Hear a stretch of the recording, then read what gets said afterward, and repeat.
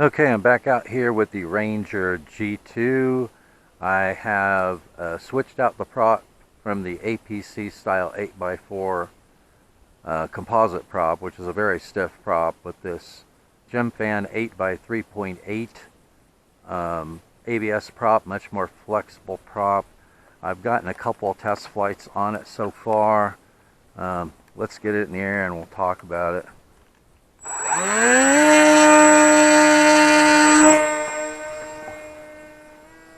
Oh, that was kind of a bad launch. Okay, so I tested both props load on while the prop was mounted on the plane, and the APC style 8x4 composite prop was pulling 15.1 amps at full throttle on the plane in a static position, and this one was pulling 15 even. So 0.1 amp difference at full throttle on the load meter. It seems like the thrust is about the same amount of power at full throttle. I can't really tell the difference, but it does feel like this one has slightly less thrust at 50% throttle than the stiffer prop, the APC style composite prop. So I'll have to go back and double check my numbers on the 50% thrust numbers on those two props, but it sure felt that way to me. And after I launched it the first time with the ABS prop I have on here now, I throttled up to about 55-60% throttle when I launched it, and with the APC style prop I can launch it at 50% throttle no problem. So if my numbers bear that out when I go back and check my numbers on my thrust sheet, then I'll go back to the stiffer prop. You know, it could be just that I didn't launch it as hard the first couple of flights as I did with the APC style 8x4 prop, but my numbers will tell me if that's true or if it isn't, or it could be that this prop is just flexing a little bit, you know, on launch before it gets moving through the air, and so it's not producing as much thrust. But we'll see.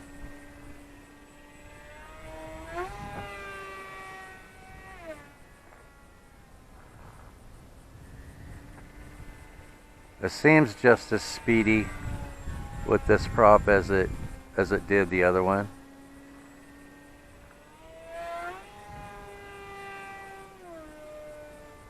Seems like the roll rate's just as good, you know, like it's getting just the same amount of air going over the wing.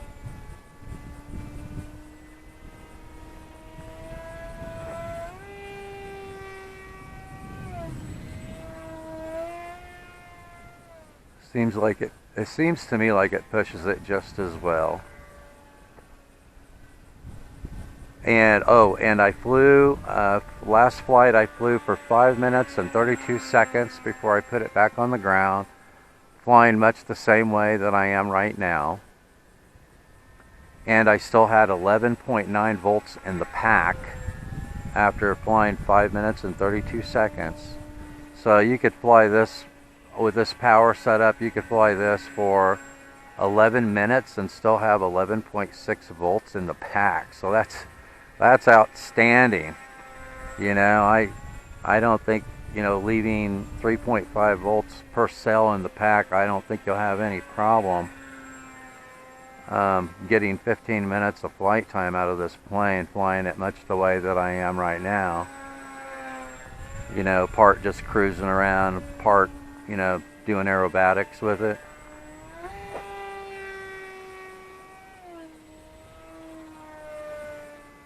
So, and you know, and that's the way I normally fly this plane. So tons and tons of flight time with this plane.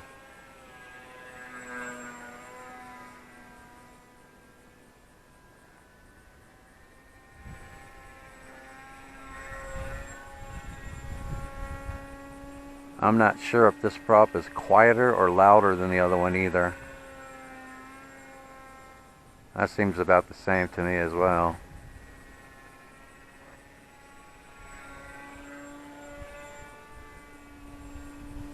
But nice plane, very maneuverable. Big wide loops with it, so you know it doesn't have any problem with power from either prop. I'm basically going to select the one that I think has the best 50% thrust measurement on it. There's my timer. I'll go another circuit and we'll bring it in.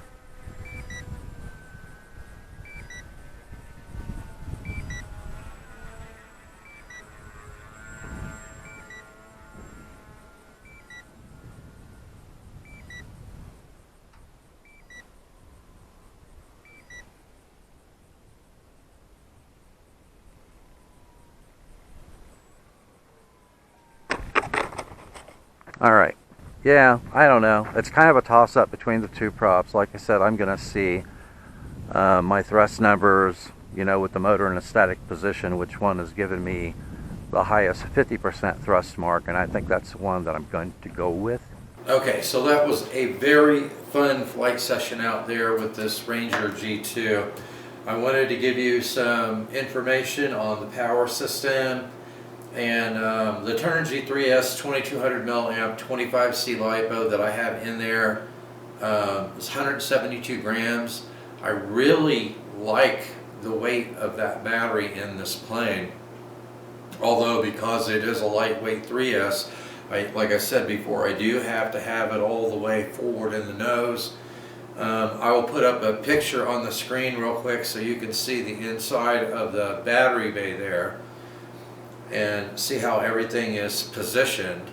And one of the reasons that I have to put that all the way forward, of course, is because I don't have the landing gear, the other set of the landing gear on it. If you put the other set, the main landing gear on it, then obviously that's going to add a little bit of nose weight. Because it's so rough out there where I land, the plastic clip just could not hold the landing gear in for very long. I mean, the clip just broke, so I took it off, put a couple of wing protectors on it, and so far that's worked out pretty well. But you know, having a 3S battery that light, you know, makes it lighter wing loading. If you're just going to cruise around with it, then obviously you could use a much larger battery. If you want to do aerobatics with it, like I said, with the all-up weight that I have on this, I have a slightly more than a 1.3 to 1 thrust to weight ratio. You saw how nicely it could push it through big wide loops, do split S maneuvers, how it could speed up. The roll rate, I think I'm pretty happy with now. I know that the trim and the balance, the CG on the plane is good, because if you watched the video when I sped up and I did a roll, did you see how nice and tight and axial the rolls were? You know, when I wasn't applying any back pressure, when I was performing the roll in both directions, rolling right and rolling left.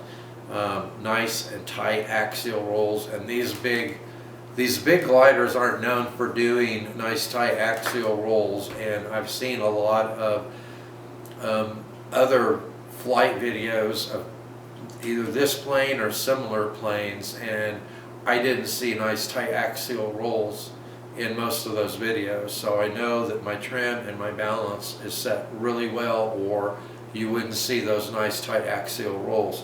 So I'm very happy with the setup, the balance, the trim, everything on the plane.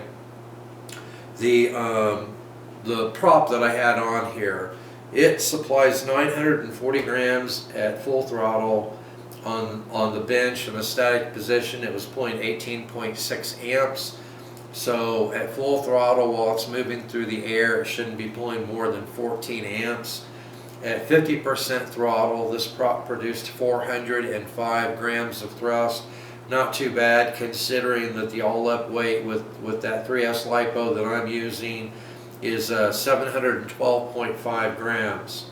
So 405 grams of thrust at 50% throttle, you can cruise around with this all day long at 50% throttle. And also, even though it's a small 3S Lipo, the amount of juice that was left in the battery after I finished flying it, like I said, if you're heavy on the throttle like I am and you're doing a lot of aerobatics, you're going to get 12 minutes of flight time out of one of those 3S Lipos, and it's just a 25C.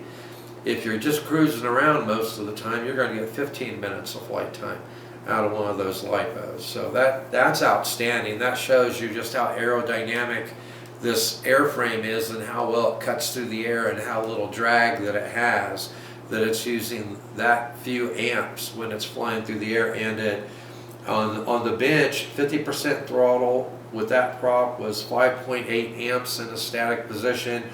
So you shouldn't be pulling more than 4.4 amps at 50% throttle cruising this around in the air. So I think that is fantastic. The battery bay dimensions, you saw from the picture, of course, that the inside of the battery bay gets narrower, of course, the closer you get to the nose. So at the most narrow portion from side to side, that was 38 millimeters. Because of this plywood shelf that's back here where I have my receiver located, it really narrows the height. So I would say 25 millimeters height on your battery is about as high as you want to get the battery in case you have to go underneath the shelf. And with a larger battery, you will have to go underneath the shelf. And I would say a maximum length to be able to, you know, because you're going to have to get the battery in at a little bit of an angle to fit it in underneath that shelf. I would say 120 millimeters in length on the battery is probably the maximum you want to go. So anyway, I think I might go ahead and leave this prop on there, especially seeing the kind of flight time that you can get out of it. And I really couldn't tell the difference between this prop and the 8x4 APC style prop. This prop is about half the price of the APC style composite prop that I had on there, so that's a plus too. Although the APC 8x4 composite props are airplane props, and you can select both. They come in a pack of 2, and you can select them as either clockwise or counterclockwise. For whatever reason, even though it says this is an airplane prop, they came with a clockwise and a counterclockwise prop in the package. So I'm not sure why they aren't the same direction, why you can't choose a pack of 2 in the same direction. But you know, there's no side to side or up and down angle on this pusher motor. It's just straight through. So it's easy enough just to change a couple of wires on the ESC to change the direction of the motor. So that's not a big deal. So either one of those props works out great. I'm happy with both of them. I'm happy with the power. I'm happy with the performance of this plane. So anyway, if you guys are looking for this plane or a similar plane, you saw how well it flies. You saw how tight of a radius you can make the turns, how slowly you can fly. It has a very wide flight envelope and makes tons and tons of flight time. So a lot more aerobatic than I thought it was going to be. I'm having a blast with it. Thanks for watching, and I will see you in the air.